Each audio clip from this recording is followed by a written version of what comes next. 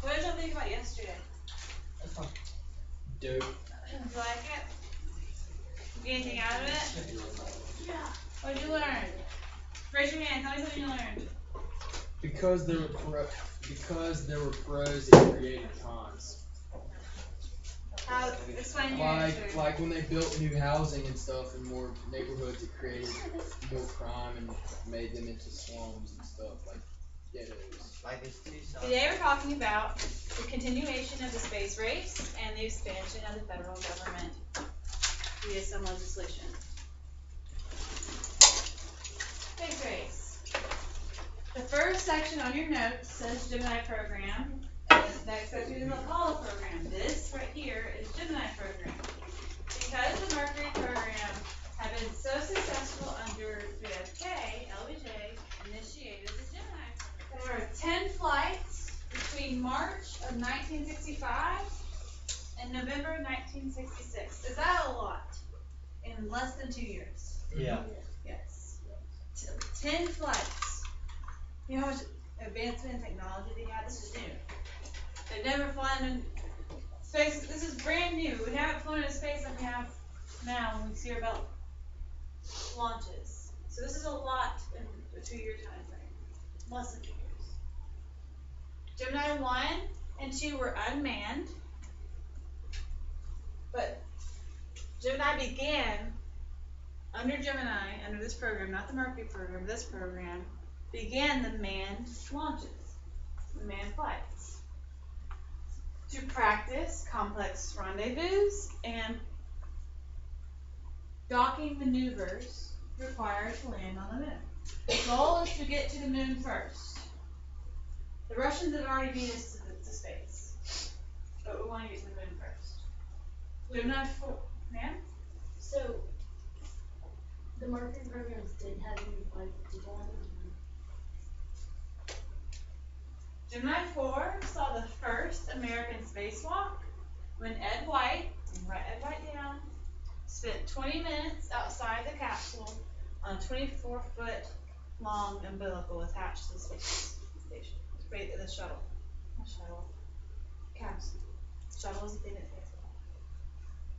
You know, that propels it, the rocket. The Soviets had done this 3 months earlier. So once again, think about the space race. We're competing with the Soviet Union, right? Not Russia yet, the Soviet Union. How do you think the space race can be compared politically to the Cold War? Or can it be connected, not compared? So like, since we're not actually fighting, these are like the victories. Well, we have to collaborate with them at some point, or at least talk, right? We're the only 2 countries going into space. Not only is America wanting to beat them to space, it's a race. It's like we're the number 1. We're going to be number 1. It's American pride. You could say that by doing this and being successful in the advancements in technology, advancements in education, that we're still championing, or being a champion, or championing we're competing against communism. We're capitalism, the U.S. represents capitalism. Which one's more successful? And this could be a physical documentation of, hey, we are more successful. It also could help be a reason that it could be argued that Cold War is still continuing, but a lot of people think that the space race had a reason with it ending. The Cold War ending because we had to collaborate to create the International Space Station and collaborate to help other countries receive such technology. So it's not just, oh cool, we went to outer space. No. It's a lot more diplomatic and political side, and scientific, and education. It affects all of it. Gemini 6 and 7 accomplished the first rendezvous in space when 6 flew up and caught up with 7. They flew next to each other before coming back down to Earth. Gemini 8 in March 1966 accomplished did another first by docking on an unmanned vehicle in space. Wait, so 6 and 7 did what? 6 and 7 accomplished the first rendezvous. They met in space. I want to rendezvous with you in Newport or something like that. 6 caught up with 7 and they flew alongside each other. That's an advancement in the technology in steering in space, how you can control the craft. And unfortunately, the Apollo program started with a disaster. The Apollo 1 was engulfed in flames while still on the launch pad.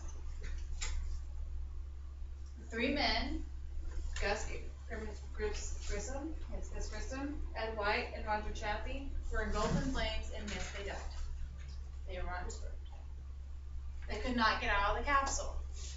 Oh, they still in like just a little area called Right there, that's it. Inside, they could not get out.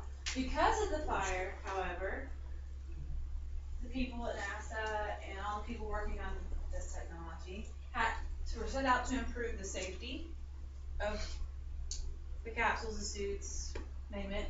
In the investigation, they found the malfunction in both the capsule and the launch pad. I don't know exactly what they were. I don't know what was tweaked and what wasn't, but they had to work to fix it.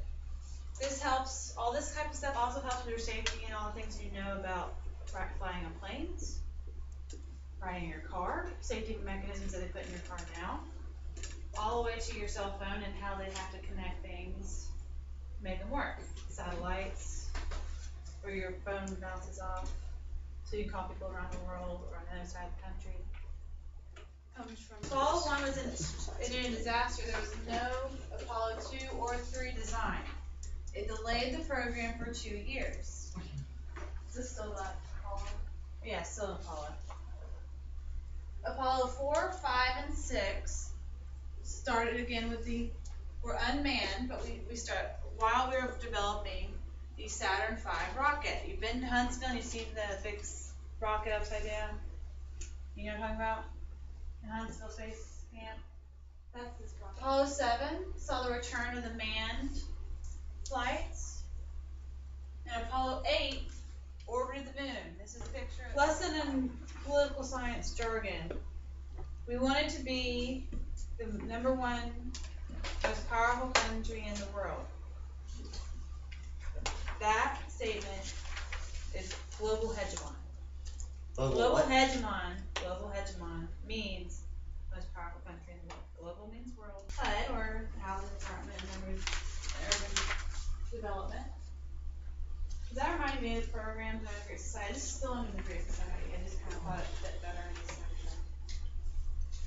Equal and affordable homes for all.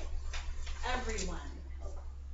No, I'm not asking you to compare it to the program. Just the idea. For everyone. Healthcare for all. Housing for all. Is that? You don't have to say this out loud. I'm just making you think. You can if you want to raise your hand. Does that go under the idea of capitalism? For all. You don't make enough money, but we're going to make sure you have a house. And it's affordable. Department of Transportation. How many of y'all have a license? Yeah, a license? Yeah. You had to deal with the Department of Transportation. Not all of them have foreign workers, and it's not their fault they do. Like, the government's fault. That's the people who hire them. Was Robert Weaver appointed to Justice Supreme Court? No, what does a cabinet member do? Remember what the cabinet is? Yeah. They help advise? Yeah. So under his advisement, LBJ only LBJ has the power to. Yeah, it is. I didn't think. No, it was LBJ did it, but he advised him to do. Make sense? Yeah. He suggested to, and they were appointed. So they didn't. The cabinet does not have the ability to have the power to appoint positions, but Robert Weaver is an advisor to the president.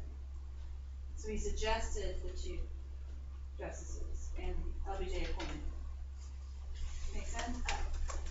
It's kinda like, only I have the power to suggest, and you told me that you'd like Emmy and Kristen to be the, I don't know, class representatives. In February 1967, it was provided for the presidential disability and succession was completed. I have a whole slide on 25th Amendment, it'll be explained, promise. The Presidential Succession Act of 1886 said in the event of death, resignation, or inability of the president and vice president, the cabinet officers, in order of the creation of their offices, will succeed to the presidency. It's creating, if something happens to the president, there is a succession. It doesn't say the order or who's who, but we're not going to have another election. We're not going to have, we will always have someone holding on. We've elected a president. It doesn't say he has to be inaugurated in January. Remember we inaugurated? Yeah. So if we elect in November, Obama was not president when he was elected in November. George Bush was still president until Obama was inaugurated. Yeah. So, if we've already elected, that means president-elect Obama, and he dies before he's inaugurated, the vice president still takes over in January. Because we still already voted for them. Yeah. That make sense? Okay. But if the electoral college is not met and they've designated the president-elect still nominees, the winning party will still select a new president. Okay. So in 2008, it was McCain. 2008, it was not. It was McCain and Obama. And it was McCain and Palin, Obama and Biden. Who was the second Democratic nominee under Obama? Clinton. Hillary Clinton. So, if they had not met, but Democrats won the election, not necessarily Obama yet, they hadn't tallied all the votes, all that kind of stuff, but Obama dies. Don't know how, don't know when they'll wish it upon anybody, but Obama dies. Hillary Clinton becomes, they probably would select Hillary Clinton to become president, because they didn't want Biden to. The party selects. But they would probably want, or do you think they would, like, just most of the time, like, take vice president or whoever they want to be president? I would say in that particular place, what I know about that particular election, with Biden, Obama, and Hillary Clinton, they would have picked Hillary Clinton. Yeah. But that could vary depending on the pairing. Yeah. I would say, you know how we talked about JFK and LBJ? LBJ ran and lost to JFK. They probably would have picked LBJ because he was second in line to the presidential nominee. These amendments and these laws, this legislation is a safety act for us. We will never not have a leader. We'll always have a president, and we don't have to elect someone else in the meantime. Because the meantime, you don't want to have a national or global disaster occur, whether it be military force, natural disaster, or whatnot, without a leader. This prevents that. You don't want to write this down, I gave you 10. If you want to write the other 7 down, that's your choice. But it's just an opportune idea for like a bonus question. Or if I asked you if Obama, Biden, and Pelosi and all these people went down in an airplane, who would take over on odd time they don't allow them to all fly at one time. They don't allow them to all be in a building at one time. Because if all these people died, well, I'm actually saying they'd probably be up here, that they don't let all these people be in the same place same time. Unless it's a crazy circumstance. Most of the time they'll still communicate. It'll be like Skype or Would it be phone pretty call. weird just a Secretary of Veterans Affairs also became president? Yeah, all of a sudden they all died, and Secretary of Veterans Affairs takes over. That wouldn't be too good. No, but they don't allow them all to be in the same place. If they have to communicate, it's through the computer or through the phone, conference call, because it's trying to save. If they're meeting, you know how the State of the Union address recently, someone's not there. They take someone out of here usually probably in the top 10, top 7-ish. And they're far away. They're not down the hall in the closet. Okay, something blows up in the Capitol building, someone can take over. Obviously it wasn't Biden because he was behind Obama making faces. This year at the State of the Union, if you watched it. It was funny. I don't even know if he meant to, but he was making some odd faces. Obama would say something, he'd be like, or he'd be waving at someone. I'm handing out to each individual an article on pros and cons of the Great Society. You read the pros and cons about the Great Society, and there are questions at the bottom. You do not have to answer the questions at the bottom on a piece of paper, but it will help you develop an argument for the group. Then you have to have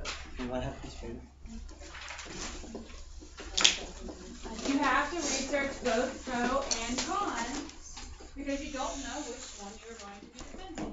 You don't have to answer the questions at the bottom on a piece of paper, but I recommend you discuss them in your group because then you will be able to develop an argument on whether you're pro or against the Great Society. And when the Great Society, we're talking about the programs. List programs. Jackson, list a program. One program. Don't whisper to Mary Farley, you know it. Medicare? Is that what you said? Yeah, sure. Medicaid or Medicare? Something like that. Which one did you say? Said Medicare. Which one's Medicare? What do they do? What does it do? That's like 65 and older, right? Insurance for 65 and older? Okay. Logan, what's the name of the program? It's not on that sheet. Name a program of the Great Society. Yeah, that was developed under the Great Society. Medicaid, what do they do?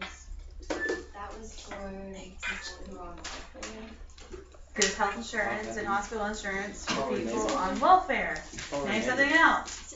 Keller, name another program. Vista. Vista, what is Vista? Volunteers and Service for America. Volunteers and Service for America. We have Head Start. Or Head Start? Job Corps. That's the fight against poverty. Remember, war on poverty.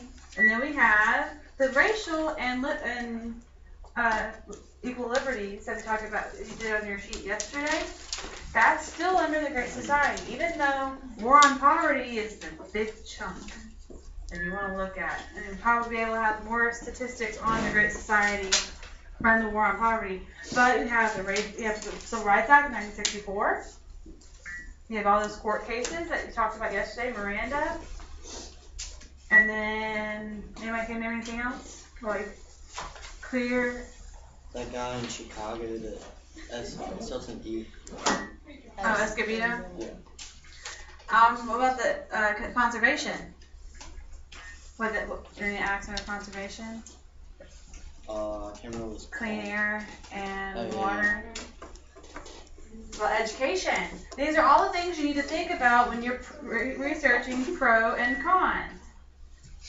Use your notes. You can use your phone to look up statistics to compare poverty rates and low income rates from then to now.